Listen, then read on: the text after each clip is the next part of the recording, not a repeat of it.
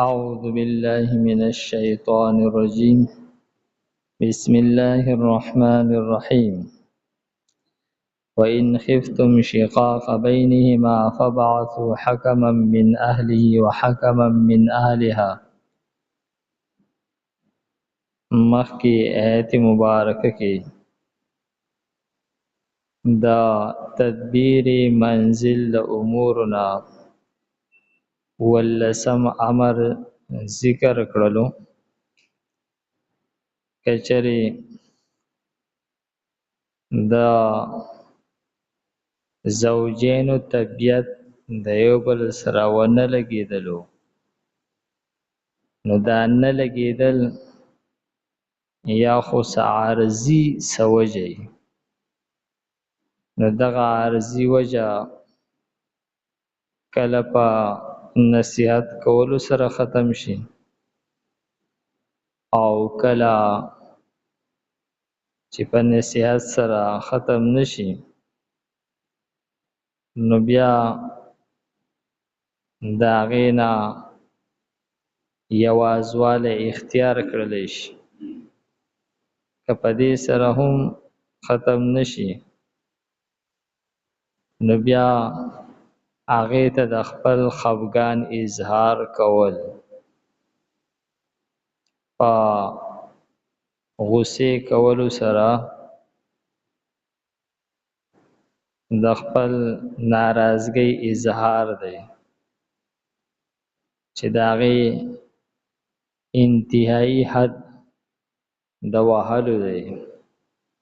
د شریعت په حدودو کې دننه وهل داسې نه لکه د زناورو، بلکې هغې ته د خپل غصې اظهار کول. نو بیا یې وفرمیل شاید چې په دې طریقو کې په یوه طریقې سره چې کله هم هغه د خپل نافرمانۍ نه منع شوه نو تاسو بیا مزید پای کې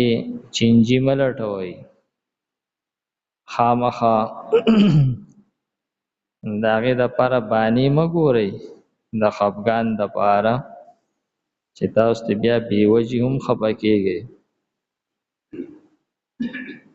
نو اوس دې آیت کې د هغې اخرنی حکم بیانوي، یعنې که چېرې بیا هم دغه زنانه فرمانبرداري شروع نه کړله د دې ټولو حربو استعمالولو باوجود، نو معلومه شوه چې دا څه عارضي وجه نه ده، دا نافرماني د دواړو په منځ کې چې ده دا څه عارضي وجه نه ده، بلکې یا د دواړو مزاج د یو بل سره بالکل نه لګي یا څه نور څه وجوهات دي او دوی په خپله دا مسله اوس حل کولی نشي. نو د هغې دپاره اخرنی تدبیر بیانوي، فرمایي وَإِنْ خِفْتُمْ، او که چېرې تاسو ویرېدلی شقاق بینهما د دې دواړو زوجینو په منځ کې د دغه مخالفت نه چې دغه ورانه دغه مخالفت دا ختم نه شولو، فابعثو، نو بیا تاسو مقرر کړئ حکما یو درېمګړی من اهله د خاوند د خاندان نه، یو درېمګړی د خاوند د خاندان نه مقرر کړئ. دا داسې کس پکار دی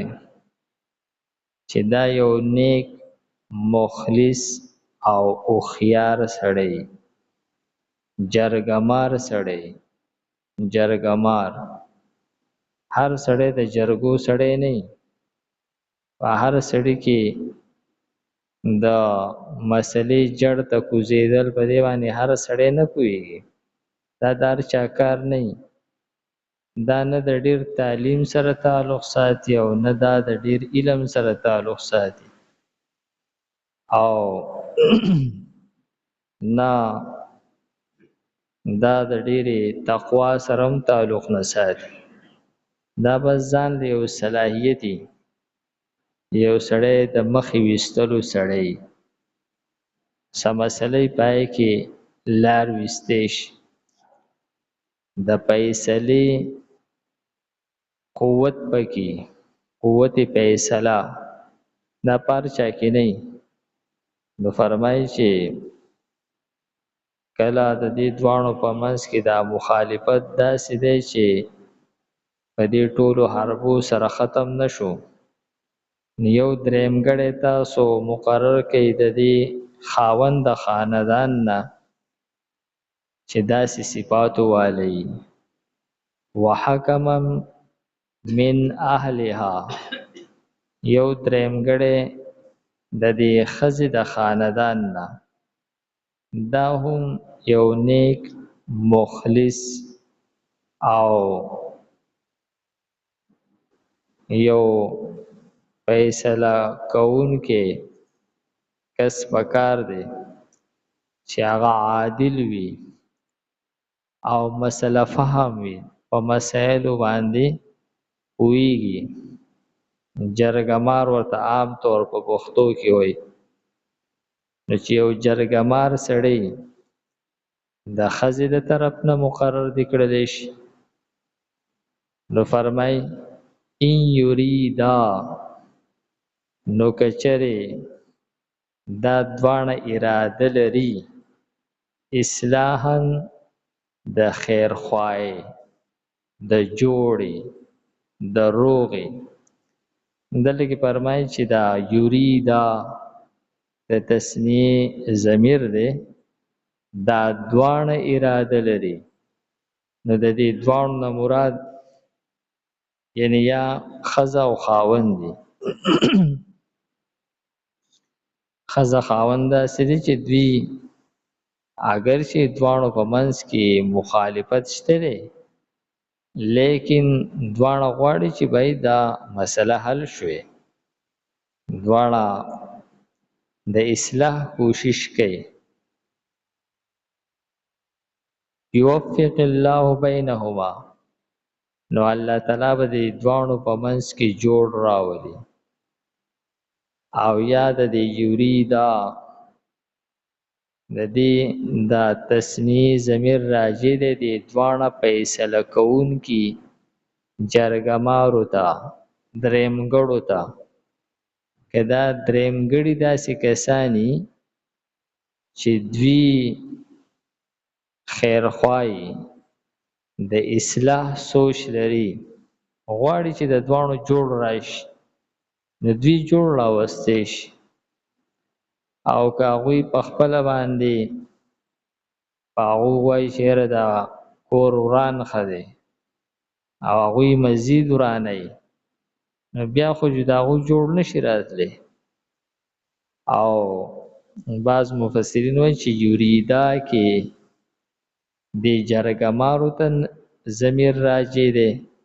او بینهما کې د زوجینو ته راجع دی یعنی دا جرګمار چې دی دوی هم دا غواړي چې جوړ راشي او زوجین هم د مسلې حل غواړي هغه هم د اصلاح مقصد دی نو فرمایي یوفق الله بینهما نو الله تعالی به د دواړو په منځ کې بیا جوړ راولي او فرمایي که پرس کیا د دې دواړو په خاندان کې داسې څوک جرګمار نشته دی دواړو په خاندان کې د فیصلې سړی نشته دی نو فرمایي چې د دوی د خاندان نه بهر یو داسې سړی دی چې هغه فیصله د فیصلې قوت لري یو خیرخواه سړی دی جرګمار دی نو هغه دې مقرر کړلی شي اگر چې د دوی د خاندان نه نه وي باقي دا ده چې هغه ته به د دواړو रिपोर्ट صحیح صحیح پورا پورا بیانولای کی. بیا پدې کې وضاحت ده چې آیا کپرس کیا د دوی جوړ نه راتلو نو بیا خو به خامخا طلاق خبره جوړیږي. آیا دوی د دغه ښځه خاوند په منځ کې تفریق کولی شي که نه شي؟ نو امام شافعي رحم الله فرمای چې جوړ هم راوستی شي او که دوی پوه شول چېره د دوی جوړ راوستل اسې دواړه په عذاب کې اچول دي، د دوی مزاجونه د یو بل سره هغه یو شان نه دي، مزاجونه بالکل د یو بل نه خلاف دي. دا که یو ځای نو دا سړی به هم په اور کې ژوند تېری او دا ښځه به هم په تکلیف کې ژوند تېری. د دوی د یو ځای نه جدایي زیاته غوره ده. نو دا ضروري نه دی چې هر ځای کې د دوه کسان خامخا یو ځای کړی شي، طبیعتونه یې نه لګي او یو بل سره جوړ نه راځي او ته یې په زور خامخا یو ځای کې، دا ضروري نه ده. بس ټیک شو دا دواړه کسان یو بل نه دي جوړ، د دوی مزاجونه یو بل سره نه لګي، نه د هغې جدایي پکار ده. دلته کې د پښتو خبرې کول چې یاره دا د پښتو خلاف دی او دا پوزه پرې کېږي، دا محض جهالت دی. د دوو کسانو مزاج نه لګي، دوه کسان داسې دي چې د هغوی که یو ځای پاتې کېږي یو بل له به تکلیف ورکوي، که یو ځای پاتې کېږي نو خاوند د ښځې حق نه ادا کوي، هغه یې په تکلیف کې اچولې ده، ښځه د خاوند حق نه ادا کوي، هغه یې په تکلیف کې اچولی دی. خاوند ځانه په هغه په آزار کې دی او دا ښځه ځان له په آزار کې ده. دواړو ګناهونه کېږي، دواړه لګیا دي، هغه بنیادي یعنې حقوق د هغوی هغه نه ادا کېږي. نو دواړه په ایذای مسلم کې راځي. نو چې کله دا دواړه جرګه مار پوه شي چې د دوی د یو ځای کېدو په ځای جدایي غوره ده، نو بیا به جدایي راولي. نو آیا چې دوی جدایي راوستی شي او که نه؟ امام شافعي صاحب فرمایي چې او جدایي هم راوستی شي، بس دوی به ووایي چې بھائی ته طلاق ورکړه، ستاسو جوړ نه دی سیټ. نو دا خاوند که غواړي او که نه غواړي دوه په دا خاوند باندې زور راولي او هغه له طلاق اخلي. او امام ابو حنیفه رحمه الله فرمای چې جوړ خو راوستی شي دا دواړه، البته که د خاوند رضا نه نو دا جرګمار چې دي دوی طلاق جبرن نشي ورکولی، دا به بیا قاضي ته پیش کولی کېږي،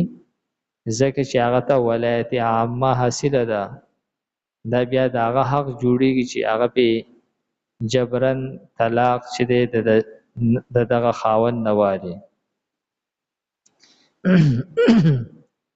ان الله کان علیما خبیرا، او یقینا الله تعالی علیم دی، خبردار دی. د ښځې خاوند په حال باندې هم علیم دی چې په دې کې څوک په حق او څوک په ناحقه دی، او د جرګمارو په حال باندې هم خبر دی چې د دوی اراده د اصلاح ده او که د فساد ده. وَإِنْ خِفْتُمْ کچری تاسو یریږئ شقاق بینهما د دواړو په منځ کې د مخالفت نه، فابعثوا مقرر کړئ حکما درېمګړی من اهله د خاوند د خاندان نه، وحکما او یو درېمګړی من اهلها د خاندان د ښځې نه،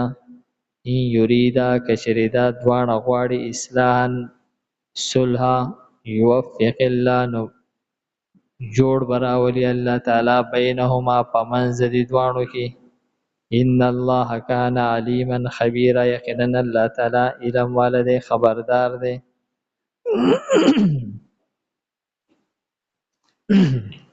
الحمد لله رب العالمين والعاقبة للمتقين، والصلاة والسلام على خير خلقه محمد وآله وأصحابه أجمعين. پروردگار زموږ دا ناسته قبول کړي. پروردگار موږ ته د قرآن پاک سمجھ بوجھ را نصیب کړي. د مرګ نه مخکې د عمل کولو توفیق راکړي. صلی الله تعالی علی خیر خلقه محمد وآله وأصحابه أجمعين برحمتك يا أرحم الراحمين.